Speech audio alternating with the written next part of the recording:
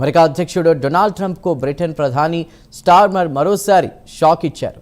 ఎంత ఒత్తిడి చేసినా తాము యుద్ధంలో పాల్గొనే ప్రసక్తే లేదని ప్రకటించారు. తమకు బ్రిటన్ ప్రజల ప్రయోజనాలే ముఖ్యమని, పశ్చిమాసియా యుద్ధంతో తమ దేశానికి సంబంధం లేదని తెలిపారు. హార్మోజ్ సంక్షోభాన్ని నివారించడానికి కావాలంటే మధ్యవర్తిత్వం వహిస్తామని ప్రకటన విడుదల చేశారు.